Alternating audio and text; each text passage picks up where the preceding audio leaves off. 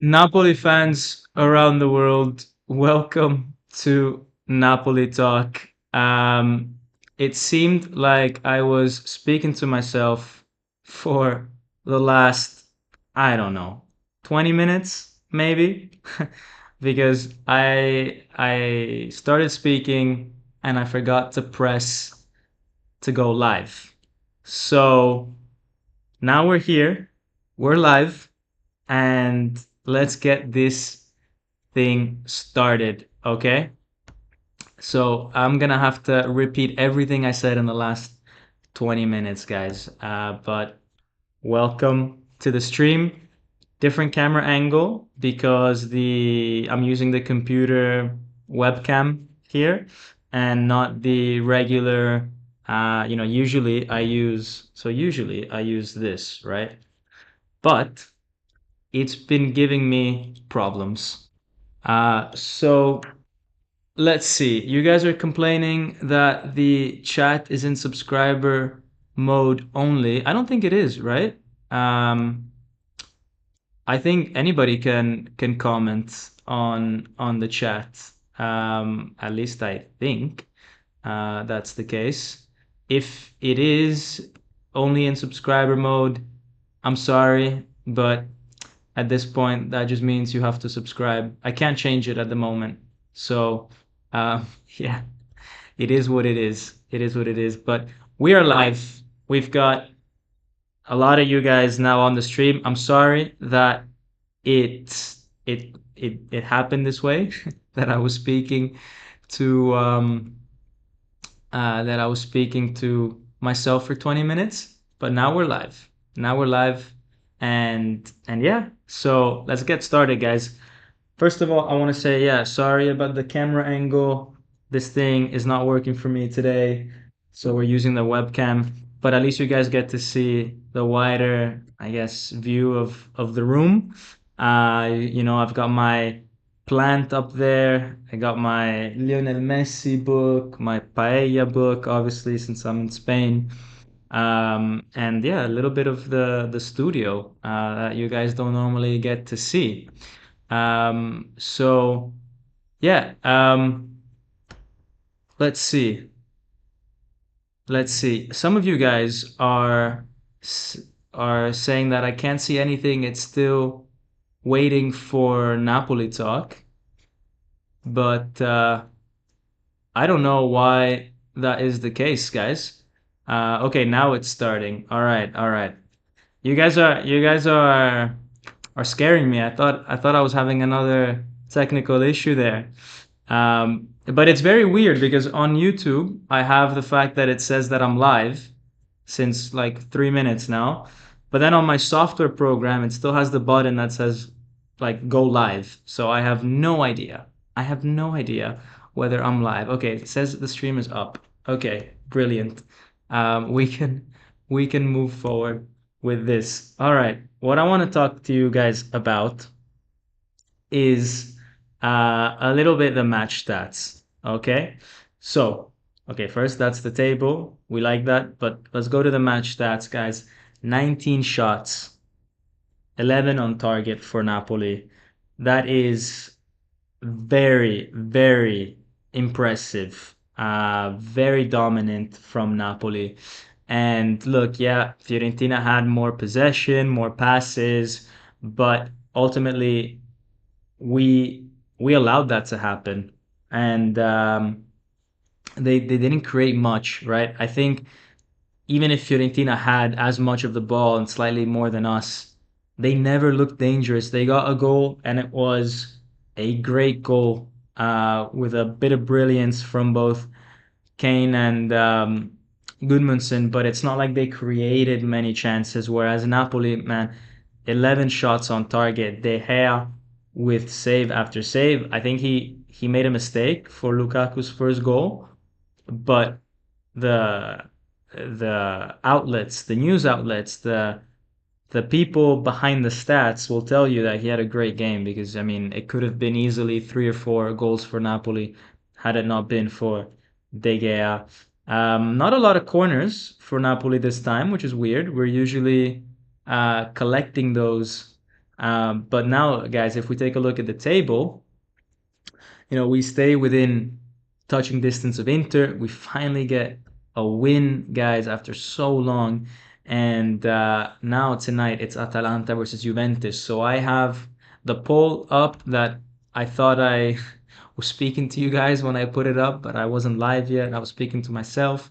But the idea behind the poll was, what do we want for this Atalanta versus Juventus? Because next week, we've also got Atalanta versus Inter. So, what I want is Atalanta to be motivated enough to still view that Inter game as important, still try to think that they can get points off Inter so that they actually do, and they can get a draw or even a win against Inter.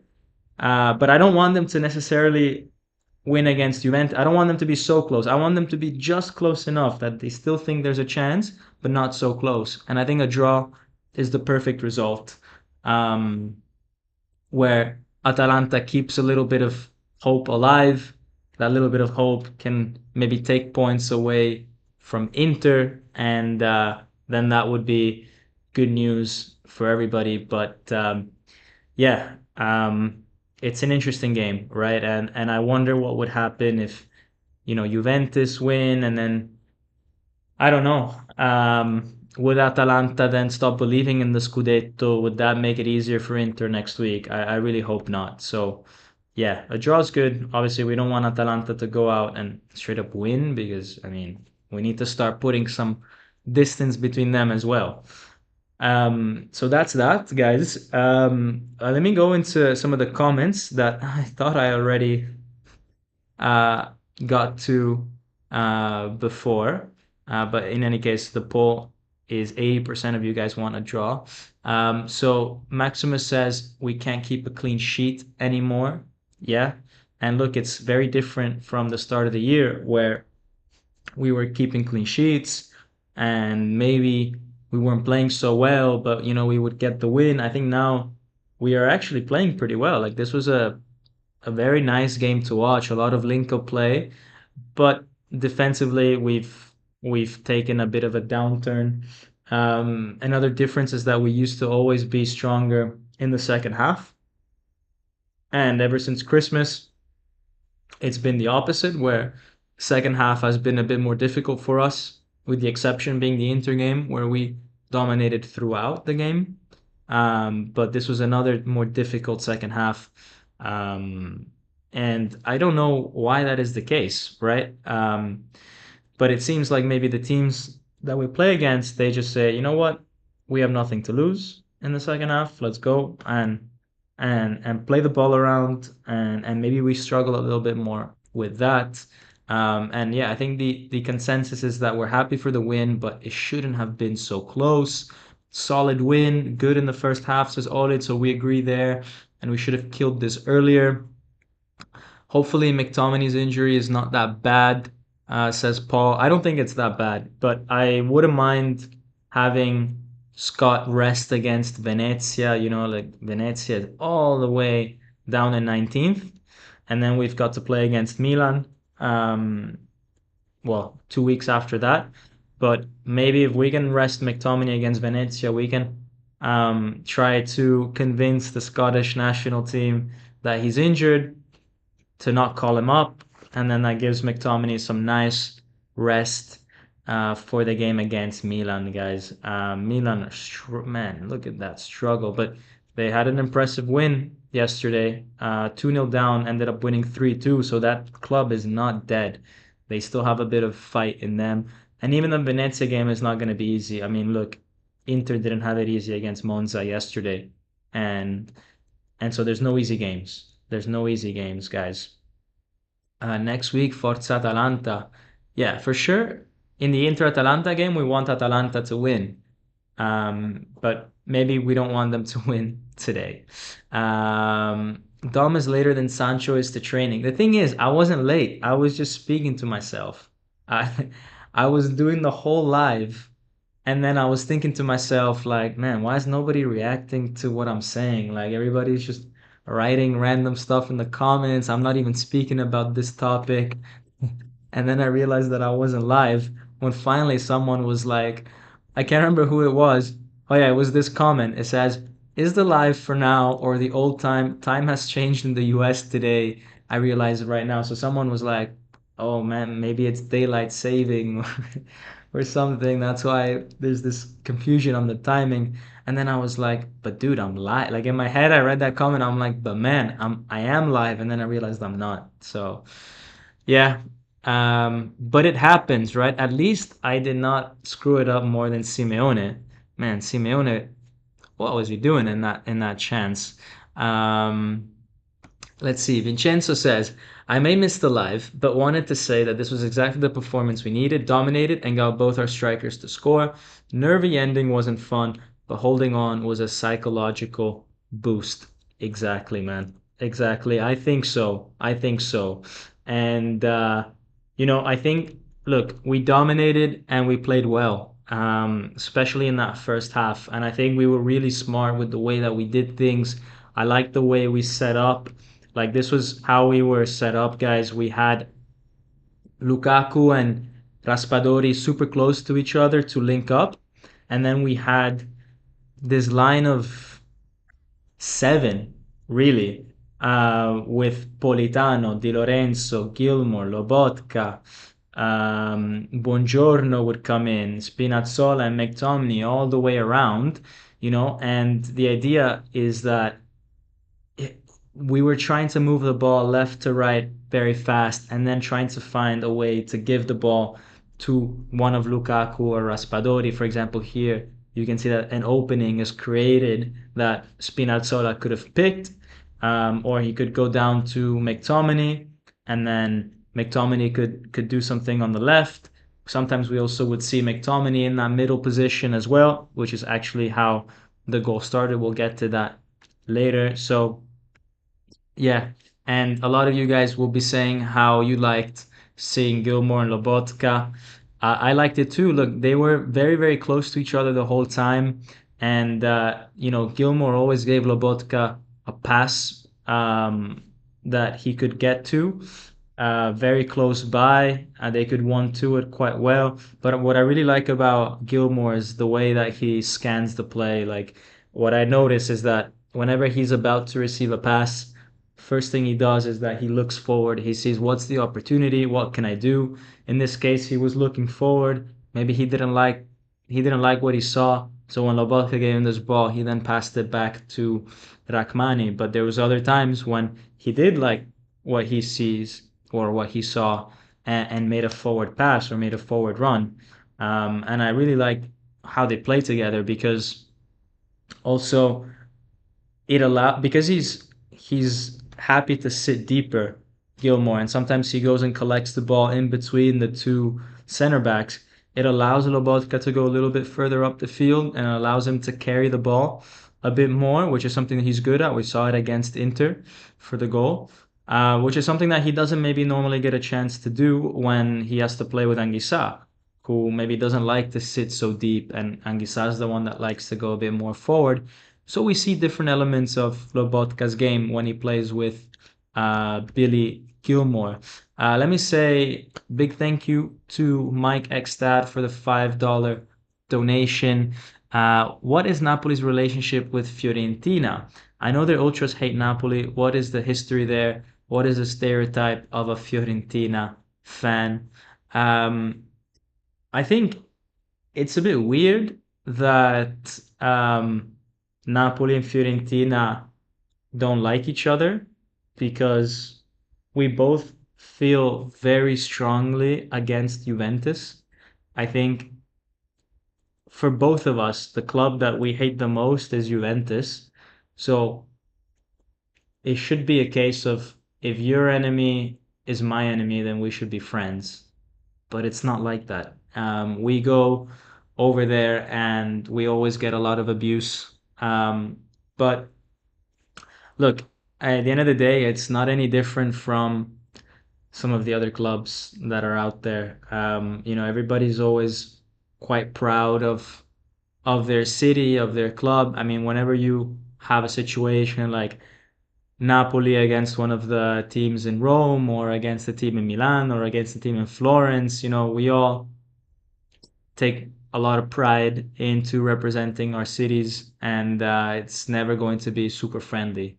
I think the exception is with Genoa, that we have a good relationship, even though we're not like officially friends anymore. We had a bit of a breakup with Genoa in recent years, but it seems like that relationship is starting to come back a little bit. So we might, be friends again with Genoa. But there, I think what connects us is the fact that we're two very similar cities, like working class port cities.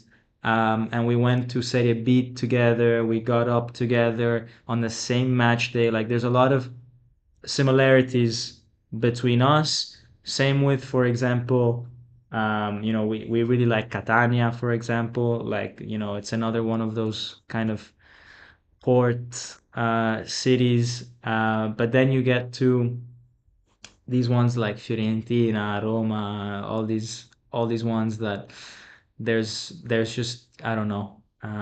They think that they're very important, and we think we're very important, and so that's just the way the world works. And their president is a Juventino man, dude. Yeah, this is another thing, right? Like Fiorentina keep keep selling players to Juventus. They say that they hate Juventus, but then they keep selling players to Juventus for cheap. I mean, they sold Bernardeschi and Chiesa for, I think, deals that were not good for Fiorentina, the terms and conditions, and they didn't want to sell us Comuzzo in the winter, but they were open to selling him to Juventus. So yeah.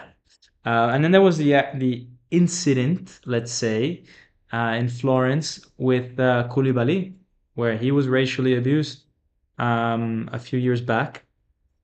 Um, I think they also had some beef with Spalletti and stuff like that because Spalletti, he's Tuscan but not from Florence, and so they were quite aggressive to Spalletti as well. So, yeah, we never really got along well with the Fiorentina players and fans, and the president, let's say. Let's get to some other comments, guys. We need 3 to 4 good signings in the summer, says LC, especially because of Champions League. Way too many games next season. Yeah, I think our midfield's decent, even though there's rumors of Anguissa leaving. But I would think that Simeone confirmed to us that we need a replacement for him, because we cannot be relying on Simeone next year. As much as I love the guy, I think he's got great attitude. If this was 1-1 and he missed that, we can't have that, man. We need guys that are cynical, clinical. Um, So yeah, the new formation was good. I forgot Anguissa was injured. I think a more attacking and beautiful style of football. We may have a thin squad, but we're spoilt for choice in midfield. Yeah, I think that's one of the few areas where if we keep Anguissa, then maybe it's not so much of a priority for us to beef up. I'd be happy to go into next season with this midfield and use some of our money on other positions. I think that would be a good strategy. Maybe get one more midfielder. But I'm not worried about our midfield if we keep Anguissa and if we renew Billing. Bro, I swear, Cholito up top, our attack just feels like an unseasoned chicken. Oh man, what a comparison over there. Alexis, how's the formation going to be when Neres is back? Raspadori has looked good the last few games. That's an interesting one, man. That is an interesting one because Raspadori has been the player for Napoli for the last few games. He's been the guy that has been doing bits for us, scoring goals, looking lively. And if we go back to a 4-3-3, we better have the Neres that we had at the start of the season, the one that was devastating. If we have that Neres, then I'm happy to bench Raspadori. But if we have the Neres of the 2 or 3 games before his injury, the one that wasn't so decisive, then I would rather keep Raspadori. So it's a tough one. I think I think it's very tough.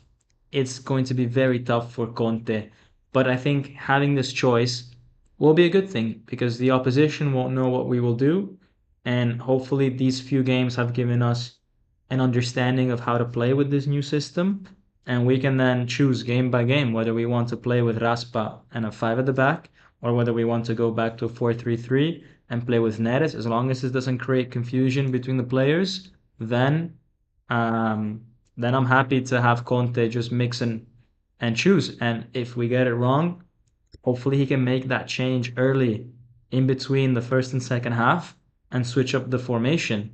Something that I don't see Conte doing, that, mixing it up in between the first and second half. But look, I think we are one of the few teams that has shown that we can play under two different formations. Um, some of you guys are saying that it's more beautiful to watch this one. It might be, it might be, but there were some games when we were playing with 4-3-3 that were also super nice to watch. So I think it really depends on if the players are in the right mood, if they've got the right fitness, the right sharpness, mentality wise. Because I've seen them play both good and bad games under both conditions. So yeah, um, all-time high for this season for shots on target. That's thanks to giving the ball to Lukaku closer to the box instead of the center of the pitch. Huge difference is his hold-up play. Yeah, man, 11 shots on target this game. And Lukaku was key. He didn't have many of those shots. He had a goal, but he didn't take on many shots. But he just put his teammates in such good positions. So very, very good by Lukaku. Let's move on a little bit with the analysis because we've been on the screenshot of Gilmore for way too long. So this was a chance early in the second half. Look, we speak about Raspadori and how great he's been, but I mean he screwed up here, right? He's got this thing where he's able to take shots very fast, both in terms of how fast he executes, um, but also he's able to do it first time, which a lot of people don't do. They like to take a touch or two. I feel like here that went against him. I think he had the chance to set it up and really, find the corner. And instead he took it first time. It's never going to be easy, and De Gea blocked it. Then there was this moment here which could have been a penalty for Napoli. I think it should have been a penalty for Napoli, but the ref didn't give it. And then we see, how before I showed you that we had um, the six Napoli players, including McTominay, all the way down on the left wing. Then over the next few minutes, McTominay's position moved and he went in between Fiorentina's right back and one of the three center backs, with Fiorentina even playing six defenders, man. I mean, crazy stuff. They basically just let us have the midfield and we could move the ball quite easily around. And we had Buongiorno come into the mix, and he had options, right? He could have passed it to Lukaku, Raspadori, McTominay, and he had to take the initiative. And Fiorentina was betting on that. They were marking Lobotka and Gilmore and leaving um, Buongiorno with the task of finding that killer pass and basically being like, do you have what it takes? Do you have the skill? And it's putting Buongiorno a little bit out of his comfort zone. Um, but it paid dividends a few minutes later where he did find that killer pass for McTominay, who again is in this position in between the Fiorentina right back and right center back. He takes the ball, and here he's got a choice, right? And it seems almost clear. Like when you take a look at this screenshot, it seems almost so clear that he would go down the left wing because that's where all the space is. Instead, he surprises everybody by going inside, and I don't think the defenders were ready for this. Going inside, he takes on a shot, and De Gea doesn't do enough to put that ball out either towards the corner flag or out for a corner or even hold on to it. I think he puts it back in the worst position possible, which is right in front of himself. And Lukaku's the first to react, stayed onside. And that's another key point of that Lukaku is in form, he's in the right mindset when he's not offside all the time, right? Like there are other games where he's just always offside, always, I don't know, like not aware of his surroundings and you can tell that he's just not sharp. Instead today, he was sharp. He was there at every pass. Being onside here was crucial. You need to be sharp mentally, physically for that to happen. And he slots it home. And we had other chances in the first half. It could have been 3-4-0, but this great save from De Gea on Raspadori, great movement, by the way, from Raspadori to get there. Then this chance with Di Lorenzo that hits the crossbar. Then this one from Spinazzola, another great save by De Gea. Like, guys, it was a great first half by Napoli, and I think it's unfortunate that we only finished 1-0. Let me get to some of the comments, guys, while I show you this amazing picture of the stadium. By the way, they want to open up the third ring that is currently closed. And if they do that, that would give the stadium an extra 15,000 seats or 10,000 seats. So that would be cool to have the final ring open. Not quite like in the old days where you could stand up before they had seats. So right now we have 55,000 people, and we can maybe go up to 65 if we open the final ring. But back in the day, before we had seats at the stadium and people were standing up, this could host 90,000, Um, it would be cool one day to have a game where, I don't know, you could fit 60, 70,000 people there. I think it would be great for the atmosphere. Uh, Ciao Fabrizio, hi Dom. Napoli had to win this match and Napoli deserved it. Forza Napoli, sempre. Ciao Fabrizio. Yes, we had to win it and we are putting on the pressure on Inter and Atalanta that they face each other next week, man. I really hope Atalanta can get some points off Inter.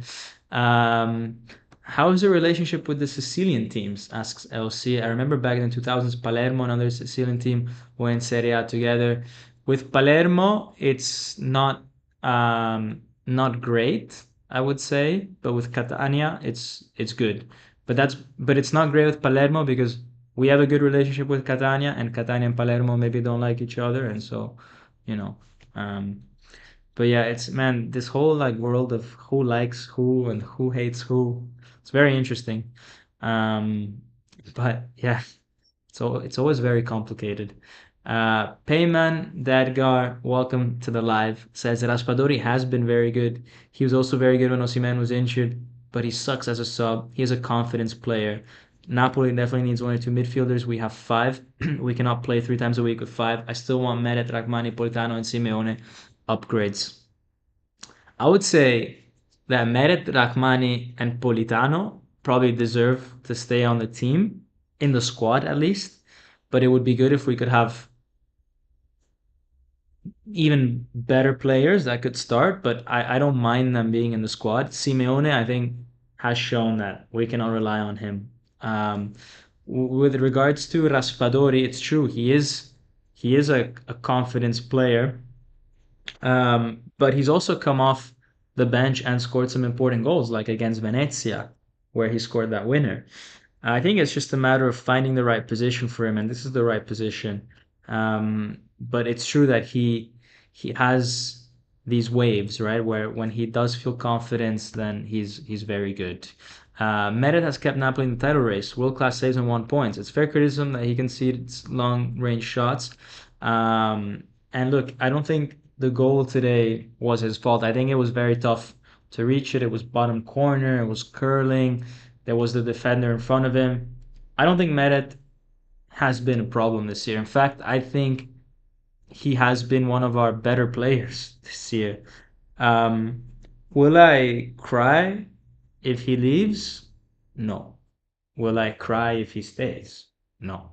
I don't think it's a priority.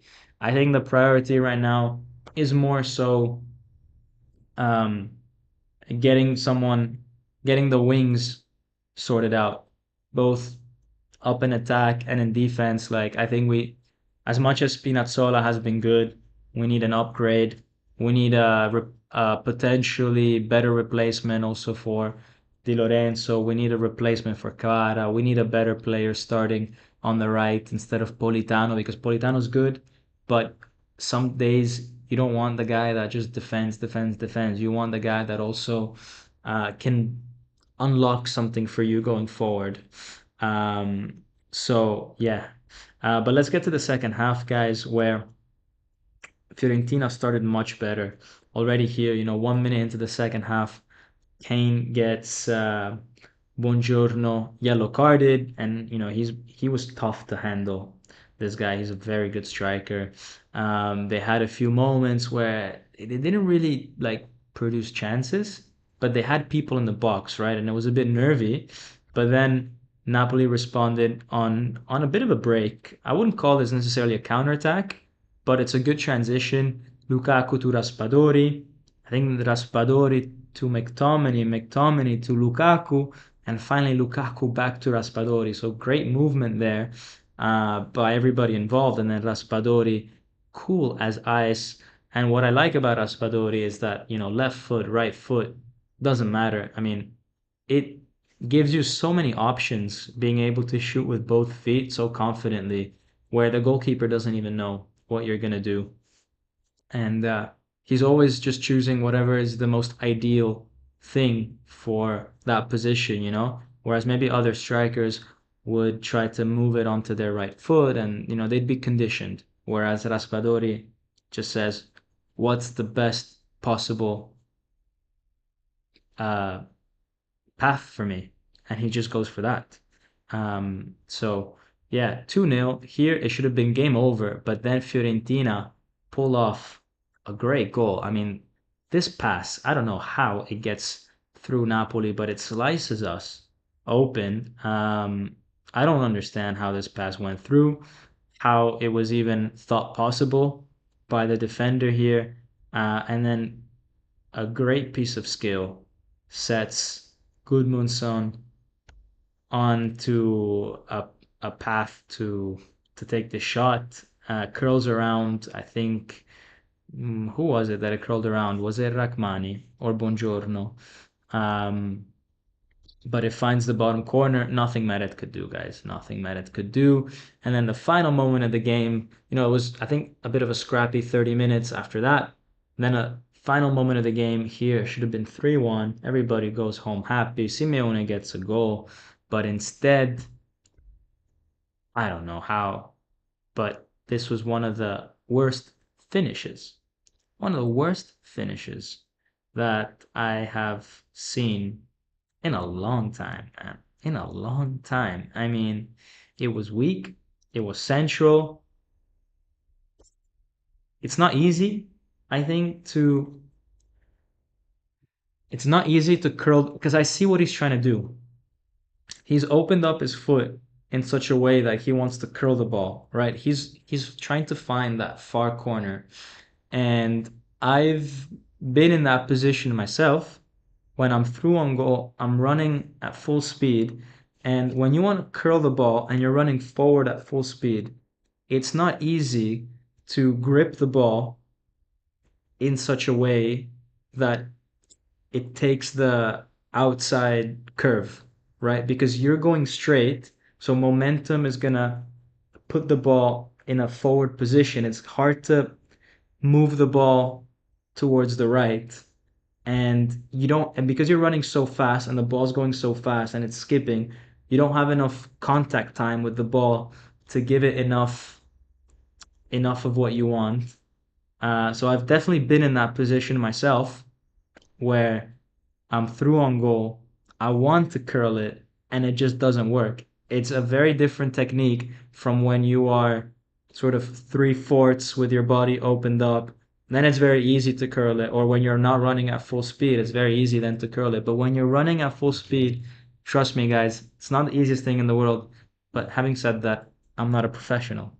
This is something that professionals with the boots that have all the little, spikes, um, they should be able to have that contact and guide the ball. But Simeone completely screwed this up. So I can see how it's not like I feel bad because I've been in that situation and I know that it's not easy. It looks easy, but it's not. Um, but at the same time, like, these guys are fighting for a Serie A. Like, they got to do better than this. And then we had this final moment here where, man, if Fiorentina had scored, would have been tragic. Would have been absolutely tragic. And I half expected De Gea, man, to score here. Like, you know, this is the classic, like, goalkeeper comes up in the 95th minute and scores a goal. Considering how good of a game he had with some of those saves, I was like, okay, yeah, De Gea scoring. But luckily, that didn't happen. And we can move on to our player ratings, where my man of the match is, of course, Big Rom, 8.5. I think his highest rating this season. One assist, one goal, set up countless times his teammates. Um, just a very, very good game. And I think the defense did really well against this Fiorentina side, who, put three past Inter, who has one of the most informed strikers, I thought. Buongiorno and Rachmani did just about enough to deal with them. Di Lorenzo almost got a goal. He hit the crossbar. And Spina and Politano, like they worked a lot, man. They were tracking back, running forward. They didn't have maybe the most amazing game in terms of going forward, but they were just running so much. I think it was crucial to not allow Fiorentina any chances. Like whenever, for example, Dodo would get the ball, Spinazzola's right there, like covering him and blocking him, and same on the left side of Fiorentina, Politano was there. Like they pressed so much that Fiorentina never had the chance to really settle down with their wing backs and put dangerous crosses into the area. So good defensive performance. Unfortunately, guys, Simeone gets a 5. He's our flop of the match because could you imagine Fiorentina tied that game? And yeah, I'm so glad for Simeone that Fiorentina didn't tie that game because otherwise, man, he would be one hated dude. So yeah, I think we can all agree with these player ratings. Meret 6 because he didn't really get anything wrong, but had nothing really to do. He conceded a goal, but not really his fault. So I think a 6 is fine. It's just a very average game. Um, Venezia drew against Atalanta, so not an easy game. Yeah, no easy games, man. Is this channel 5 years old? Wow, time flies. I've been subbed for that long. Yeah, yeah. It's crazy to think how how long we've been doing this, man. I think I'm close to reaching 300 appearances. Let's see. Let's go on my let's go on my channel because I think it will say how many videos I've done. And there's a very cool one coming out this week that I finally got the chance to record that I teased you guys on, I think last week or 2 weeks ago.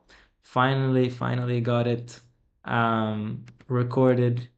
And yeah, let's see. How many videos do I have? 348 videos, guys. Do you know how many hours of my life? All good fun though. All good fun. All good fun. But yeah, it's been cool. It's been cool, man. Um, so let's see the top all-time Napoli appearances. Let's see. Um, let's see what transfer market says. Let's see where I rank. Let's say that every live I do is an appearance for Napoli. Let's see where I rank in the all-time. Right. So I have 348. Guys, next video, I'm equal to Jose Maria Callejon in my next video with 349 appearances. Okay? Whereas he had 82 goals, I have a grand total of 0, but you know, like I keep trying. One day I'll get my goal for Napoli, you know? But look, I have to pass, and he's number 8, so I will be number 8 as well. And then I have to pass Zielinski, who's at 364.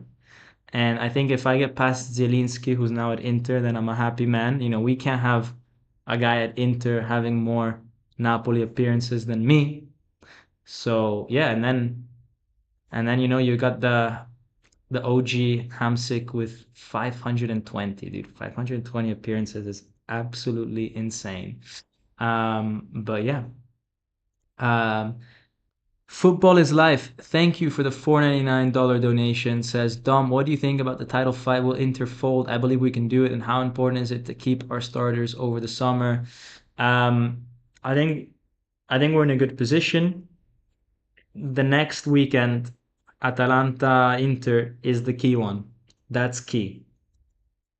If Inter drop points there, then I think Napoli's chances skyrocket. I think it will be if Inter don't win against Atalanta, I think we'll have a 70% chance of winning the Scudetto. I think right now it's 50-50, to be honest with you. Even though Inter are 1 point ahead, I think it's 50-50 because we do have the easier fixture list. But if they start dropping points next weekend, then I think that, and it is very important to keep our starters. I think we've had a lot of turbulent summers. It's time now to just build on what we have. And I think, you know, we can let go of guys like Simeone and all that, but let's keep these guys uh, in the squad.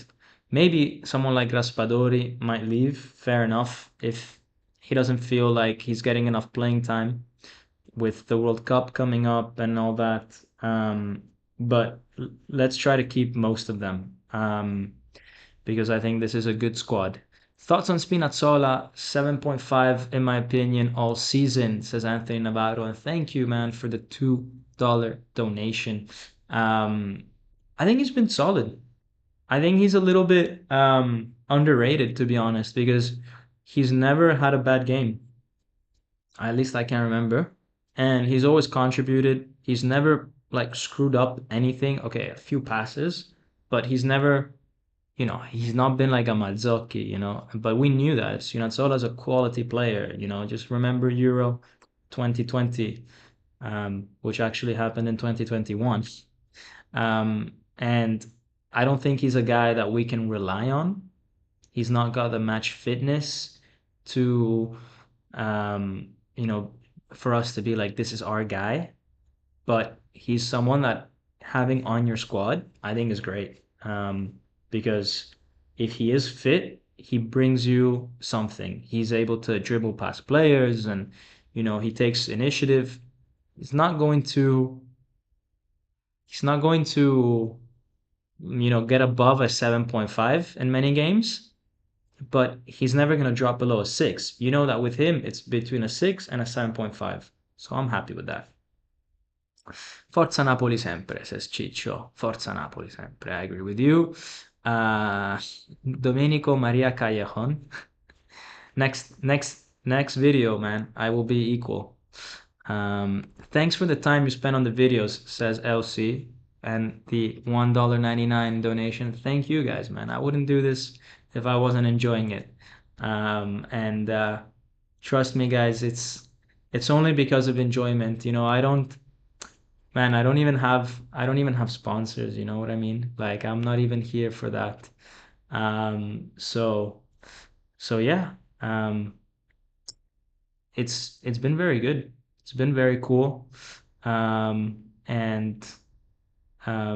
yeah, I've just been enjoying it, you know. I hope I can make more. I want to make more videos for you guys. It's actually like it causes me a lot of stress, maybe is the word, that I cannot make more videos during the week for you. Because I know that especially for the ones that are members, you might want to have more content. But guys, I hope, you know, I make it up on the weekend with the live and I, you know, try to get as many of you guys involved as possible. Um, yeah, yeah. Let's see. What else? Oh yeah, Conte's press conference, guys, and then we can wrap it up. Always gotta wrap it up. Um, let's see. Conte press conference. Andiamo su tutto Napoli.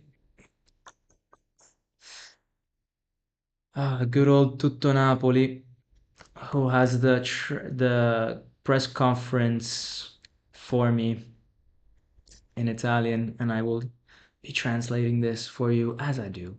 As I do. How big are the Italian speaking Napoli channels? I'm assuming big. So the one that I like the most is Valerio Fluido, who's got about 25,000 subs.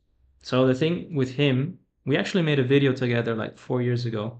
He's always been 4 to 5 times bigger than me. So when I was on like 200, he was on 1,000. When I was on 1,000, he was on 5. When I've no on 5, he's on 25. Like we've kept that ratio, and I think it's a fair enough ratio. Like I obviously reach out to a smaller subgroup of people, even though it's an international channel. What I have, I don't think there's many English speaking Napoli fans who are so keen on uh, you know, going on YouTube for post-match reviews. You know, there's probably a lot that watch the games. That's for sure. There's more than 5,000, but how many of them are going to then go on YouTube? You know, whereas I think those that are in Naples that are following Napoli, I think they might be a bit more active on that.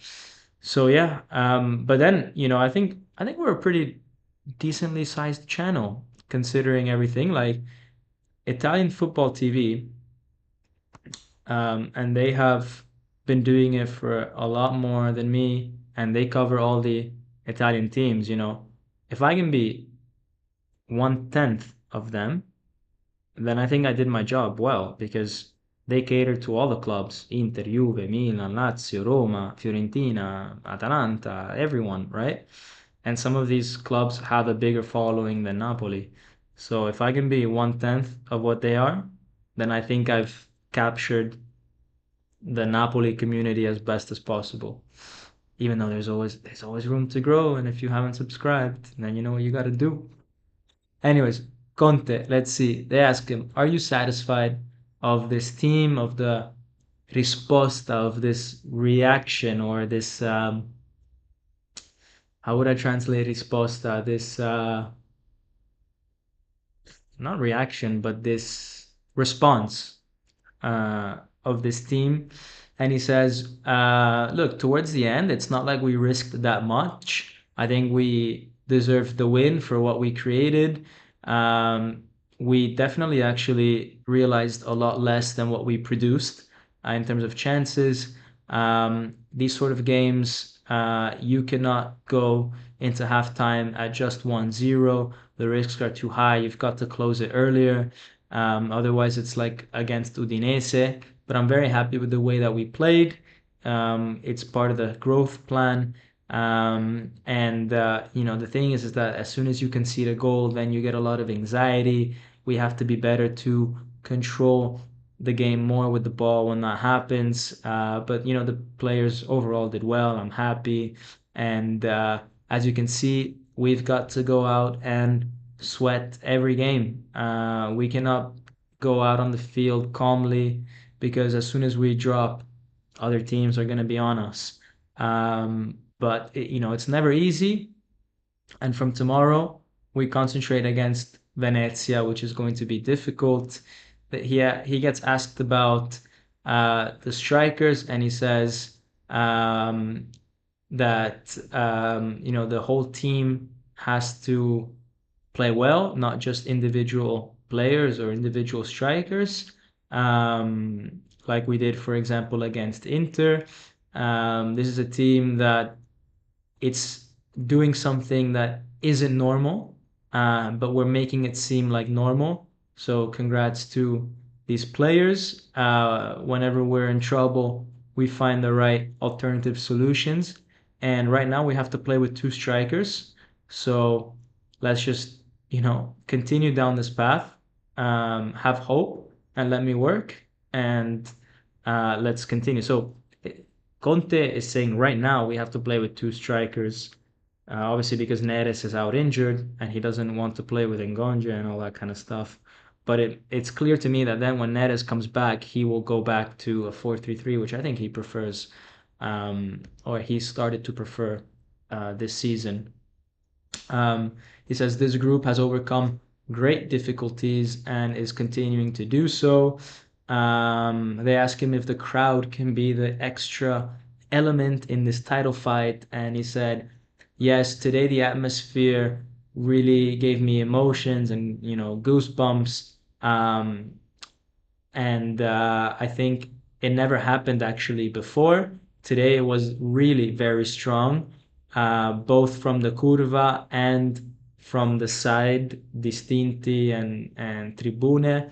That was very great. And I agree. Like sometimes it's only the curvas that get behind the team, but today you could tell from the video that it was just everybody bouncing, singing. Everybody was up for it, and there wasn't that nervousness that sometimes you get, like when I went over Christmas, I went to watch Venezia. I was in the tribuna and there was a lot of nervousness, man. Like not a lot of people singing and dancing, and everybody was just like, "Oh man, I hope we score. I hope we score. I hope we score." Instead of like supporting the team, actually only the curva was supporting the team, but it wasn't the case.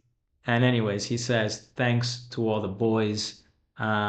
This has been a very nice win, one of the best, if not the best.